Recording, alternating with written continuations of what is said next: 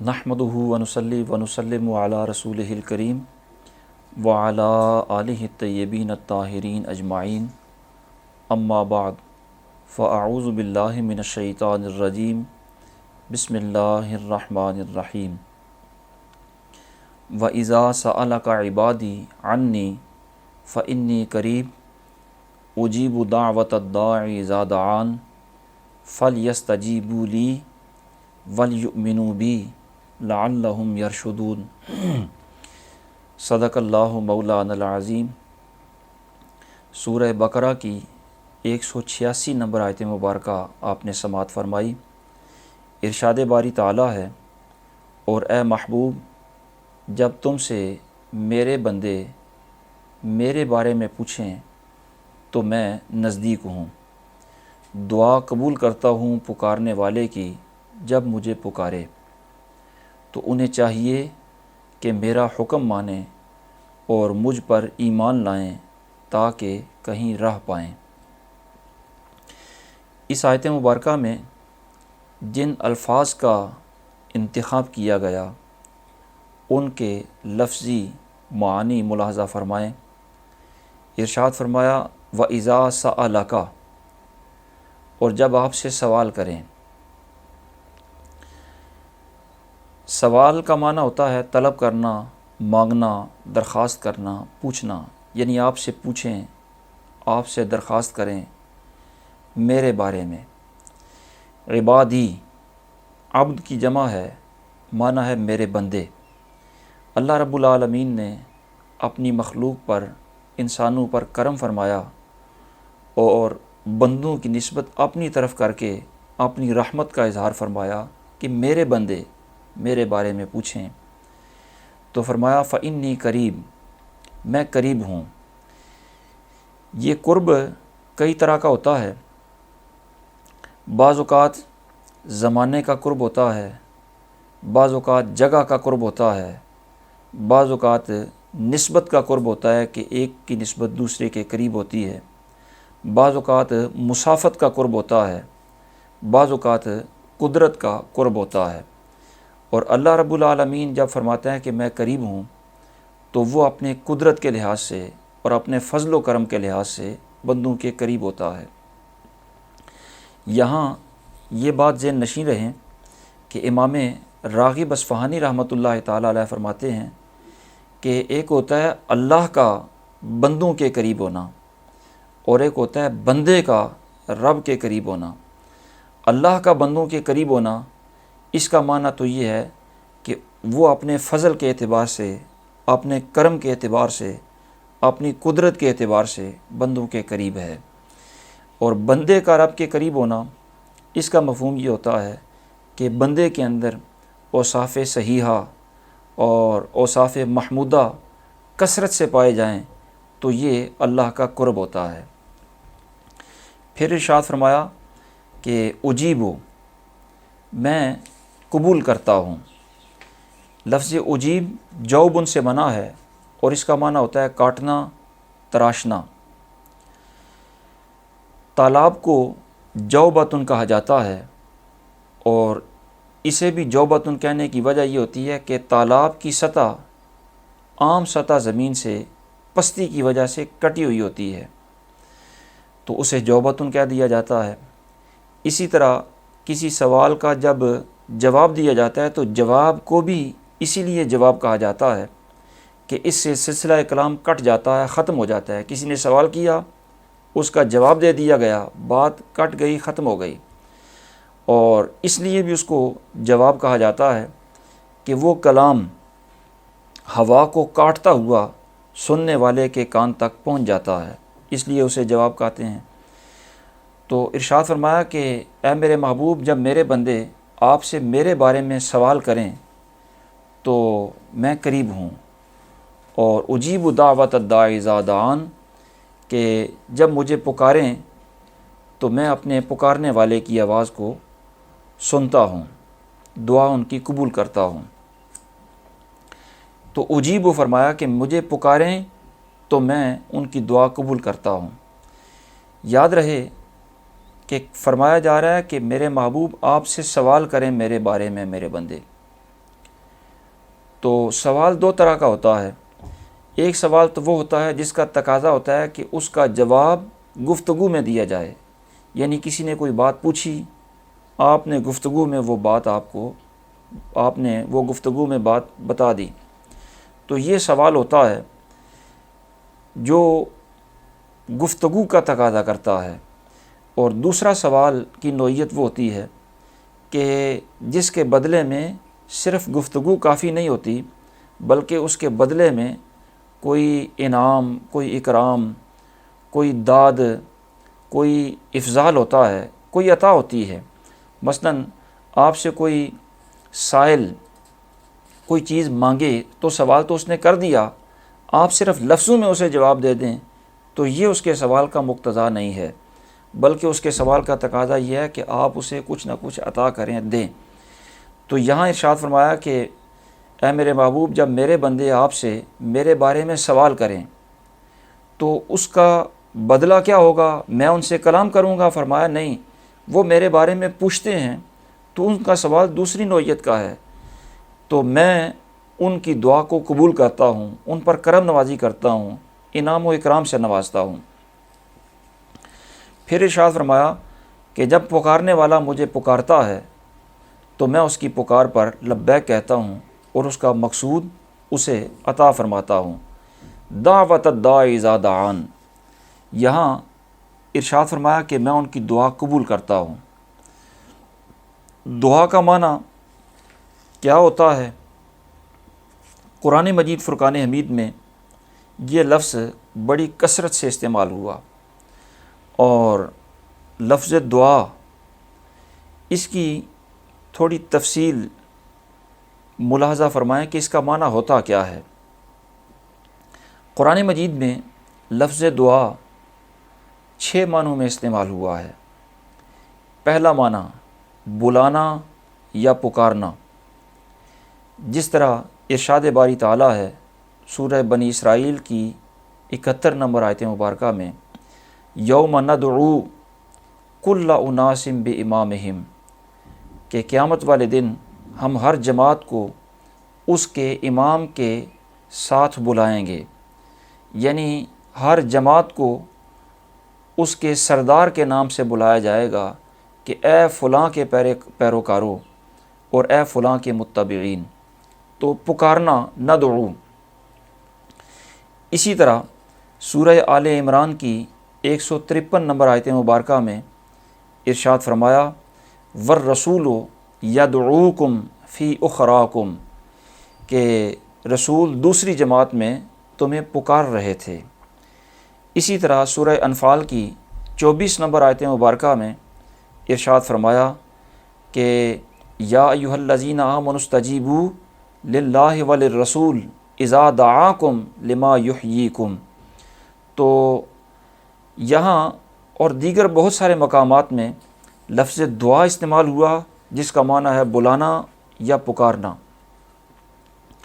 دوسرا قرآن مجید میں لفظ دعا کا جو معنی استعمال ہوا وہ ہے واعظ و نصیحت کرنا، جس طرح سورہ نوح کی 5ویں اور 6ٹھی آیت مبارکہ میں ارشاد فرمایا، حضرت نوح علیہ السلام کا کلام ہے، قال رب انی دعوت قومی لیلا و نہارا فلم یزدہم دعائی الا فرارا، کہ آپ نے عرض کی کہ اے میرے رب، میں نے اپنی قوم کو رات دن بلایا، یعنی رات دن انہیں نصیحت کی، تو میرے نصیحت کرنے سے ان کی سرکشی ہی بڑی ہے. تو یہاں دعا بمعنی نصیحت ہے. اور تیسرا معنی دعا کا ہوتا ہے استعانت، کسی سے مدد طلب کرنا، جس طرح سورہ بقرہ کی 23 نمبر آیت مبارکہ میں کفار کو یہ چیلنج دیا جا رہا ہے کہ وَإِن كُنتُمْ فِي رَيْبٍ مِّمَّا نَزَّلْنَا عَلَىٰ عَبْدِنَا فَأْتُوا بِسُورَةٍ مِّن مِّثْلِهِ وَادْعُوا شُهَدَاءَكُم مِّن دُونِ اللَّهِ إِن كُنتُمْ صَادِقِينَ، کہ اگر تم قرآن کے سچا ہونے میں شک کرتے ہو تو اللہ کے علاوہ اپنے سارے حمایتیوں کو بلاؤ، وَادْعُوا شُهَدَاءَكُم، اپنے سارے حمایتیوں کی مدد حاصل کر لو اور اس جیسا قرآن لے آؤ اگر تم سچے ہو. اسی طرح سورہ سجدہ کی 16ویں آیت مبارکہ میں بھی یہی معنی استعمال ہوا۔ ارشاد فرمایا تتجافی جنوبہم عن المضاجع یدعون ربہم خوفا وطمعا ومما رزقناہم ینفقون۔ تو ان آیات میں لفظ دعا کا معنی استعانت ہے، اور چوتھا معنی دعا کا ہوتا ہے تمنا کرنا، آرزو کرنا۔ جس طرح سورہ حامیم السجدہ کی 31 اور 32 نمبر آیت مبارکہ میں ارشاد فرمایا نحن اولیاؤکم فی الحیات الدنیا وفی الآخرہ ولکم فیہا ما تشتہی انفسکم ولکم فیہا ما تدعون نزلا من غفور الرحیم، کہ ہم تمہارے دوست ہیں دنیا کی زندگی میں اور آخرت میں، اور تمہارے لیے ہے اس میں سے جو تمہارا جی چاہے، اور تمہارے لیے اس میں جو مانگو، یہ مہمان نوازی ہے بخشنے والے رب کی طرف سے۔ تو ارشاد فرمایا وَلَكُمْ فِيهَا مَا تَدَّعُونَ، کہ جنت میں تمہارے لیے ہر وہ نعمت ہوگی جو تم تمنا کرو گے۔ اسی طرح پانچواں معنی ہے دعا کا مانگنا، دعا کرنا۔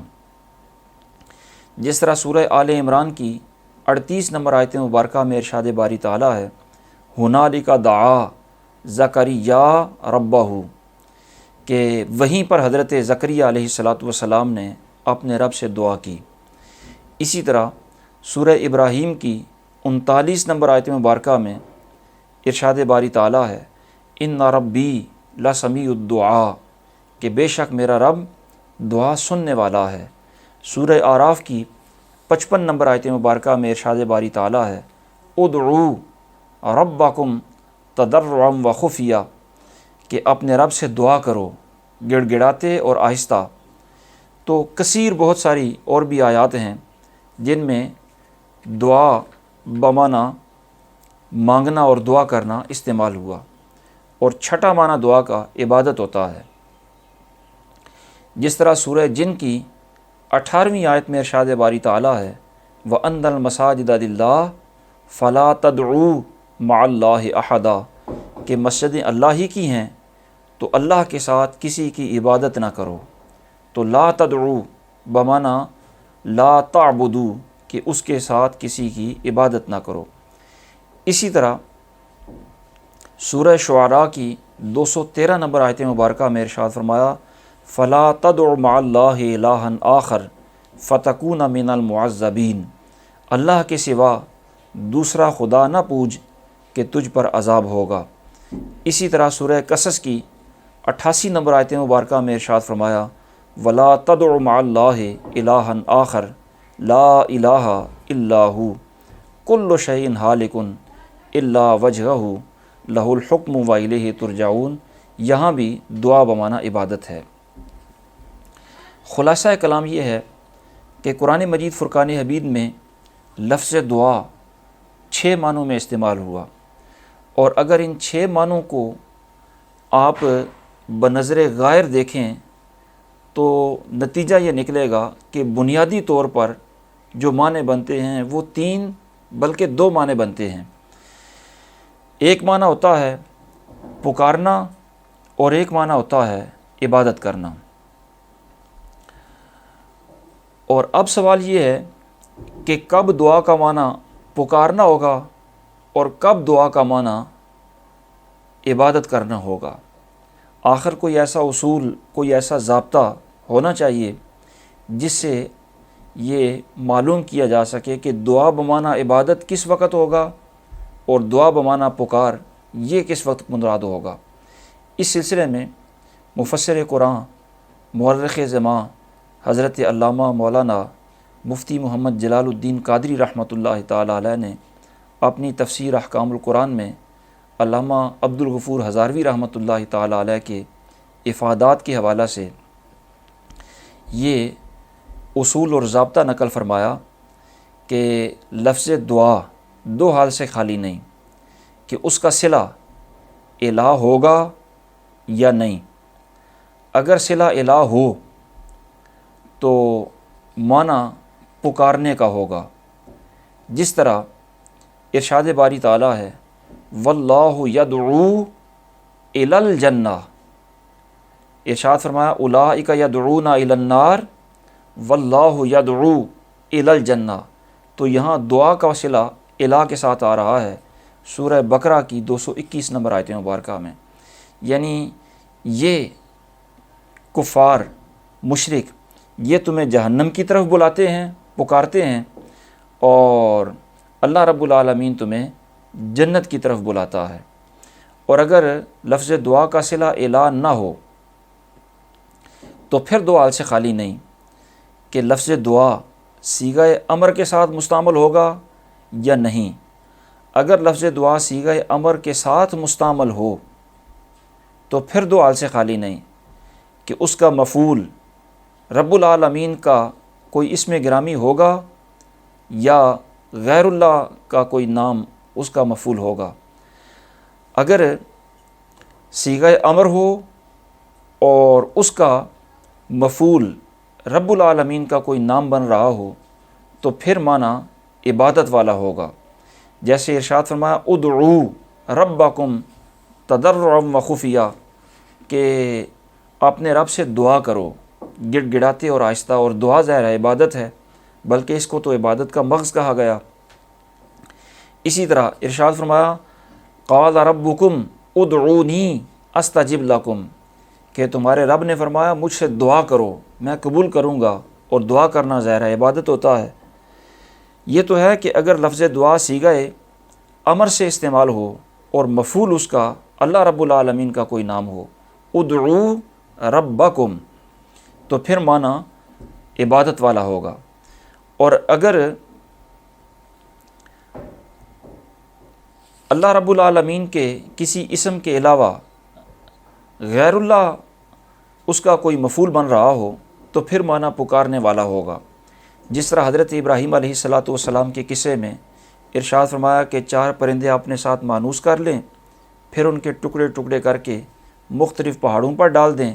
ارشاد فرمایا ثم ادعوہن یأتینک سعیا، ادعو لفظ دعا صیغہ امر کے ساتھ ہے اور مفعول غیر اللہ ہے، یعنی وہ پرندے ہیں، تو یہاں پکارنے والا معنی ہے کہ پھر آپ انہیں پکاریں وہ دوڑتے ہوئے آپ کے پاس آ جائیں گے۔ تو دعا صیغہ امر کے ساتھ مستعمل ہو اور اس کا مفعول اگر اللہ رب العالمین کا کوئی نام ہو پھر عبادت والا معنی ہے، اور اگر غیر اللہ اس کا مفعول بن رہا ہو پھر پکارنے والا معنی ہے۔ اور اگر لفظ دعا صیغہ امر کے ساتھ استعمال نہیں ہوا بلکہ صیغہ امر کے علاوہ کسی اور صیغہ میں یہ لفظ دعا استعمال ہوا تو پھر یہ دو حال سے خالی نہیں کہ اس کا معنی منفی اور مسلوب ہے یا نہیں۔ اگر اس کا معنی منفی اور مسلوب ہو تو پھر معنی عبادت والا ہوگا، جس طرح ارشاد فرمایا ان المساجد للہ فلا تدعوا مع اللہ احدا، کہ لا تدعو یہ صیغہ ظاہر دعا کا ہے اور معنی اس کا مسلوب ہے، صیغہ نہیں ہے کہ مسجدیں اللہ کی ہیں تو اللہ کے ساتھ کسی کی بندگی نہ کرو، معنی دعا کا مسلوب ہے، لہذا نہ صیغہ دعا مسلوب استعمال ہو رہا ہے تو اس کا معنی عبادت والا ہے۔ اسی طرح ارشاد فرمایا سورہ رعد کی 14 نمبر آیت مبارکہ میں وما دعاء الکافرین الا فی دلال، اور کافروں کی ہر دعا بھٹکتی ہے۔ اسی طرح سورہ مومن کی 50 نمبر آیت مبارکہ میں بھی یہی الفاظ استعمال ہوئے، اور سورہ شعراء کی 213 نمبر آیت مبارکہ میں ارشاد فرمایا فلا تدع مع اللہ الہا آخر، کہ اللہ کے سوا دوسرے خدا کو نہ پوج۔ سورہ قصص کی 88 نمبر آیت مبارکہ میں بھی یہی ہے، سورہ فرقان کی 68 نمبر آیت مبارکہ میں بھی یہی ہے۔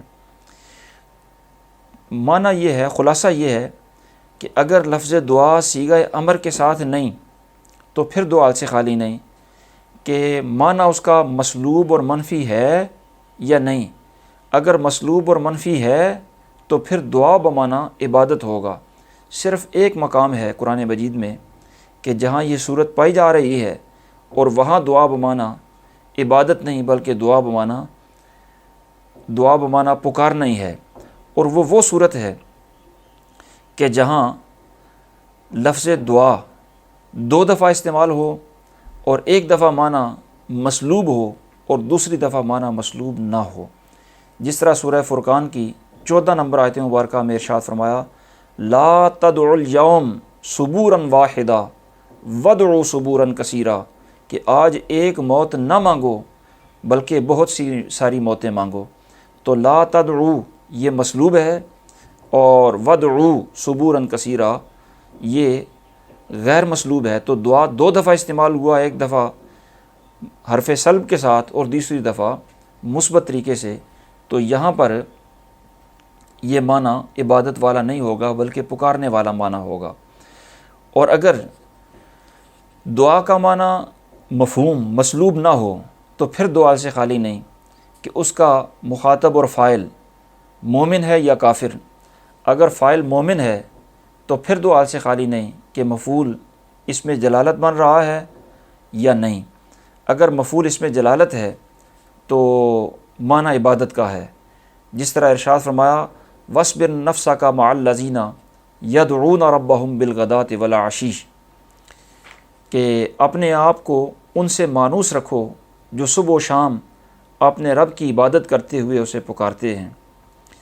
اسی معنی میں استعمال ہوا وَلَا تَطْرُدِ الَّذِينَ يَدْعُونَ رَبَّهُمْ، یہاں دعا کا مفعول اس میں جلالت ہے اور مخاطب اور اس کا فاعل مومنین ہیں، تو معنی دعا کا عبادت والا ہے۔ اسی طرح ہنالک دعا زکریا ربہ، اور اسی طرح فرمایا لما قام عبد اللہ یدعوہ قادوا یکونون علیہ لبدا، کہ جب اللہ رب العالمین کا بندہ اس کی بندگی کرنے کھڑا ہو تو قریب تھا کہ وہ جن اس پر ٹھٹ کے ٹھٹ ہو جائیں۔ اور اگر فاعل تو مومن ہو لیکن مفعول بھی غیر اللہ ہو تو پھر بھی معنی پکارنے والا ہوگا، جس طرح سورہ قصص میں حضرت شعیب علیہ السلام کی وہ صاحبزادی جو حضرت موسیٰ علیہ السلام کو بلانے کے لیے آئی، اس نے آ کر کہا قالت ان ابی یدعوک، کہ یہاں یدعو کا فاعل مومن ہے اور مفعول اس کا کاف ضمیر جس سے مخاطب حضرت موسیٰ علیہ السلام ہیں، تو معنی پکارنے والا ہے کہ میرے والد ماجد آپ کو بلاتے ہیں۔ اور اگر لفظ دعا کا فاعل کافر ہو تو معنی ہمیشہ اس کا پکارنے والا ہی ہوگا۔ تو یہ دعا کے متعدد معنی ہیں اور کون سا معنی کس جگہ استعمال ہوتا ہے یہ مراد لینے میں اس اصول کو ذہن نشین رکھنا چاہیے، کہیں ایسا نہ ہو کہ خواہ مخواہ اہل ایمان پر لفظ دعا کی وجہ سے کفر کے، شرک کے، بد مذہبی کے، بدعت کے کوئی فتوے بندہ چڑھانا شروع کر دے۔ اس سے بچنے کے لیے اس اصول کو ذہن نشین رکھنا ضروری ہوتا ہے۔ پھر ارشاد باری تعالیٰ ہے فَلْيَسْتَجِيبُوا لِي، اجابت کا معنی ہے جواب دینا، حاجت پوری کرنے کے لیے خوشی سے آگے بڑھنا، دعا قبول کرنا۔ جب اجابت کا لفظ اللہ رب العالمین کی طرف منسوب ہو تو معنی ہوتا ہے عطا کرنا، ثواب دینا، اور جب بندے کی طرف اجابت کا لفظ منسوب ہو تو اس کا مطلب ہوتا ہے طاعت کرنا۔ اللہ رب العالمین اپنے محبوب کے توسط سے اپنے بندوں کو یہ فرما رہا ہے کہ محبوب میرے بندوں کو یہ فرما دیں کہ وہ میرے بارے میں پوچھتے ہیں، وہ جب بھی مجھ سے دعا کریں تو میں انہیں عطا کروں گا اور میں انہیں نواز دوں گا۔ وَلْيُؤْمِنُوا بِي، چاہیے کہ مجھ پر ایمان رکھیں۔ اس کا مطلب یہ ہے کہ وہ ایمان پر جمے رہیں۔ اور پھر ارشاد فرمایا لَعَلَّهُمْ يَرْشُدُونَ، یہ لفظ رشد سے بنا ہے اور رشد کا معنی ہوتا ہے ہدایت، استقامت اور مقصود پر پہنچنا، اور لعلہ اس کے شروع میں ہے، اور لعلہ کا مطلب ہوتا ہے امید، اور یہ امید بندوں کے لحاظ سے ہے، یعنی میرے بندے ہدایت پانے کی امید پر میری اطاعت کریں، دنیا کی خاطر میری اطاعت، ریاکاری کی خاطر میری اطاعت نہ کریں۔ دعا ہے اللہ رب العالمین انہی کلمات کو شرف قبولیت عطا فرمائے۔